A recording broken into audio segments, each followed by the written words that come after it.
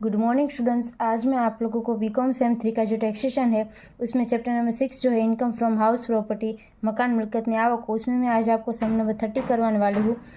सम number 30 में ऐसा बोला है कि मिस्टर एक्स जो है वो purchase a flat in a cooperative housing society in Dwarka Delhi for self occupied for rupees 35 lakh in April 2019, which was finished by a loan for bank।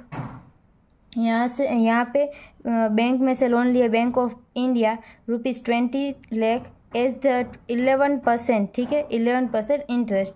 His owner saving of ₹5 lakh and deposit ₹10 lakh from Bank of Baroda, to whom he let out his another house in Rohini, Delhi on lease for 10 years, rent payable by Bank of Baroda in ₹35,000 per month, ठीक है। उसके बाद है other relevant particulars are given below. उसमें first है municipal tax paid by mister X for his flat in Dwarka are ₹18,000 per annum, ठीक है।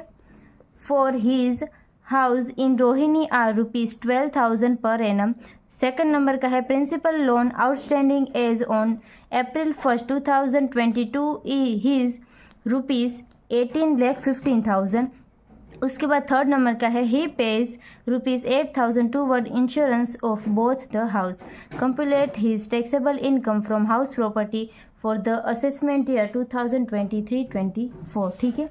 એટલે કે જે શ્રી ક્ષ છે મિસ્ટર એક્સ જે છે શ્રી ક્ષ એ દિલ્હીના દ્વારકા વિસ્તારમાં એક કોઓપરેટિવ સોસાયટીમાં પોતાના રહેઠાણ માટેનો એક ફ્લેટ એપ્રિલ 2019માં 35 લાખમાં ખરીદ્યો હતો અને તે માટે બેંક ઓફ ઇન્ડિયામાં વાર્ષિક 11% વ્યાજે 20 લાખની લોન લીધી હતી। ખૂટતી રકમ માટે 5 લાખ પોતાની બચતમાંથી અને 10 લાખની બેંક ઓફ બરોડા પાસેથી ડિપોઝિટ મેળવી હતી। આ ડિપોઝિટની સામે તેમણે દિલ્હીના રોહિણી વિસ્તારમાં સ્થિત પોતાનું મકાન બેંક ઓફ બરોડાને 10 વર્ષના ભાડા પેટે આપેલ છે અને તે અંગે બેંક તેમને માસિક 35,000નું ભાડું ચૂકવે છે। અન્ય સંબંધિત વિગતો નીચે મુજબ છે। પહેલું છે શ્રી ક્ષ એ દ્વારકા વિસ્તારમાં સ્થિત ફ્લેટ અંગે વાર્ષિક 18,000 મ્યુનિસિપલ વેરા ચૂકવ્યા છે અને રોહિણી વિસ્તારમાં સ્થિત મકાન અંગે વાર્ષિક 12,000 મ્યુનિસિપલ વેરા ચૂકવ્યા છે। બીજું છે તારીખ 1/4/2022ના રોજ बैंक ऑफ इंडिया ने लोन पैकी बाकी निकलती रकम 18,50,000 है। यानी कि अभी ये जो बैंक ऑफ इंडिया से लोन ली थी 20 लाख की, उसमें से 18,50,000 बाकी है, ठीक है। और यानी कि जो ऊपर का पोर्शन आया 2,50,000 वो पे कर दिया, ठीक है। इतना बाकी है, तो इतने ये जो बाकी है उसके ऊपर हम लोग इंटरेस्ट पे करेंगे। તેમણે બંને મકાનોના વીમા પ્રીમિયમ અંગે 8,000 ચૂકવેલ છે। આકારણી વર્ષ 2023-24 માટે તેમની મકાન મિલકતની કરપાત્ર આવકની ગણતરી કરો। तो अभी यहाँ पे हम लोग ये जो हाउस है द्वारका का, ठीक है, द्वारका वाला जो हाउस है वो हाउस क्या है, तो यहाँ पे लिखा है कि वो जो हाउस है वो सेल्फ ऑक्यूपाइड है, ठीक है। तो वो खुद रह रहा है हाउस में, द्वारका वाले हाउस में। तो यहाँ पे फर्स्ट आप लोगों को क्या करना है, ऐसा टेबल ड्रॉ करना है। फर्स्ट लिखना है GAV, उसमें से माइनस करना है म्यूनिसिपल टैक्स, तो हमारा आएगा NAV। उसके बाद माइनस स्टैंडर्ड डिडक्शन और minus interest on loan taken for construction and repairs. तो भी यहाँ पे ये जो 2 कॉलम बनाने हैं द्वारका हाउस के लिए और रोहिणी हाउस के लिए, ठीक है। तो यहाँ पे ये जो द्वारका हाउस है वो तो सेल्फ ऑक्यूपाइड के लिए, तो यहाँ पे NAV हमारा नहीं लाएगा और ये दोनों भी नहीं लाएगा। और उसके बाद स्टैंडर्ड डिडक्शन हमारा NAV का 30% होगा, तो ये भी नहीं लाएगा, ठीक है। अभी हमें देखना है कि interest on loan taken for construction and repairs के लिए है या नहीं, ठीक है। तो यहाँ पे वो कितना है, तो यहाँ पे ऐसा बोला है कि जो भी उसने मकान जो हाउस लिया था, ठीक है, उसके ऊपर लोन ली थी 20 लाख की, और उसके बाद लास्ट में April 1st 2022 को कितना रिमेनिंग है, ठीक है, प्रिंसिपल कितना बाकी है, तो 18,50,000 बाकी है। तो जितना भी बाकी है उसके ऊपर हम लोग इंटरेस्ट पे करेंगे। और यहाँ पे इंटरेस्ट का रेट कितना था, तो 11% था, ठीक है।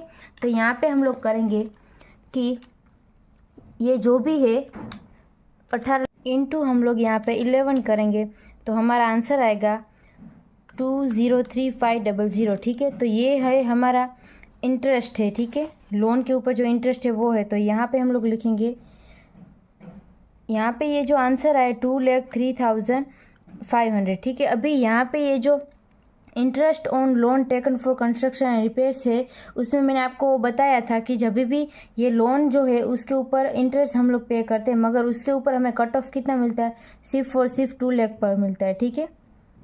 जो भी हमारा सेल्फ ऑक्यूपाइड हाउस है उसमें 2 लाख तक ही हमें मिलता है, ठीक है। तो यहाँ पे हम लोग लिखेंगे -2 लाख, ठीक है। उसके बाद यहाँ पे रोहिणी हाउस के लिए हम लोग देखेंगे, तो फर्स्ट हमें यहाँ पे लिखना है म्यूनिसिपल वैल्यू, ठीक है। अभी यहाँ पे हम लोग देखते हैं कि रोहिणी हाउस जो है उसके लिए यहाँ पे जो भी इंफॉर्मेशन दी गई है, तो यहाँ पे उसमें जो म्यूनिसिपल वैल्यू है वो यहाँ पे नहीं दी है, और उसके बाद यहाँ पे ये जो फेयर रेंट आता है वो भी यहाँ पे नहीं दिया है, ठीक है। तो अभी हम लोग क्या करेंगे, इसको भी यहाँ पे नहीं लिखेंगे। उसके बाद स्टैंडर्ड रेंट हमें लिखना होगा, तो यहाँ पे स्टैंडर्ड रेंट भी नहीं दिया है, तो एक्सपेक्टेड रेंट भी हमें नहीं मिलेगा, ठीक है। और सेकंड हमें ढूंढना है एक्चुअल रेंट रिसीवेबल जो ईयर का होता है, ठीक है। तो यहाँ पे एक्चुअल रेंट रिसीवेबल कितना है, तो वो हम लोग यहाँ पे देखेंगे, तो हमें मिलेगा कि ये लास्ट में जो rent payable by bank of Baroda is ₹35,000 per month, ठीक है। 35,000 पर मंथ वो उसको रेंट एक्चुअल रेंट रिसीवेबल है, ठीक है।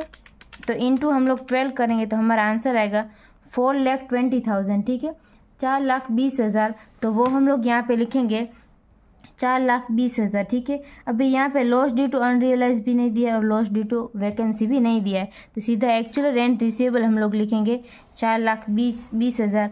और अगर हम लोग यहाँ पे कंपेयर करते हैं ARR और ER को, એટલે કે ખરેખર મળવાપાત્ર ભાડું અને અપેક્ષિત ભાડું, तो यहाँ पे ये 4,20,000 है और यहाँ पे कुछ भी नहीं है, तो ये 4,20,000 जो है 4,20,000 वो ऑलरेडी हमारा GEV आएगा, ठीक है। और उसके बाद हम लोग माइनस करेंगे म्यूनिसिपल टैक्स, એટલે કે म्यूनिसिपल वेरो। तो यहाँ पे म्यूनिसिपल टैक्स कितना है, तो यहाँ पे इन रोहिणी आर ₹12,000 पर एनम, ठीक है। तो यहाँ पे 12,000 वो म्यूनिसिपल टैक्स पे कर रहा है, ठीक है। तो माइनस हम लोग करेंगे 12,000, तो हमारा यहाँ पे आंसर आएगा 4,08,000, ठीक है। तो ये जो हमारा 4,08,000 आया, इसके बाद हम लोग माइनस करेंगे स्टैंडर्ड डिडक्शन, तो इनटू हम लोग 30% निकाल 4,08,000 आएगा, ठीक है। उसके बाद हम लोग ये जो 4,08,000 है उसका 30% माइनस करेंगे स्टैंडर्ड डिडक्शन, ठीक है। तो यहाँ पे हम लोग लिखेंगे 1,224,00, ठीक है। ये 30% स्टैंडर्ड डिडक्शन हमारा आया, ठीक है। उसके बाद minus interest on loan taken for construction and repairs, ठीक है। तो वो यहाँ पे कुछ भी नहीं दिया है, ठीक है।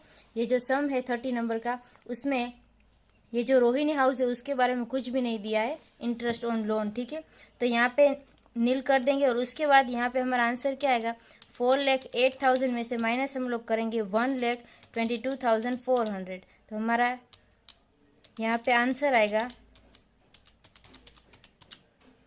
2,85,600, ठीक है। अभी यहाँ पे ये जो हमारा आंसर है उसके बाद हम लोग लिखेंगे कि total income from house property of mister X is equal to, यहाँ पे कितना आएगा 2,85,600 माइनस 2 लाख, ठीक है। तो यहाँ पे आंसर कितना आएगा, तो आंसर यहाँ पे आएगा 85,60,000, ठीक है। अभी ये जो आंसर है ये हमारा फाइनल आंसर होगा। तो यहाँ पे ये जो सम नंबर 30 है वो कंप्लीट होता है। I hope you understand and thank you all.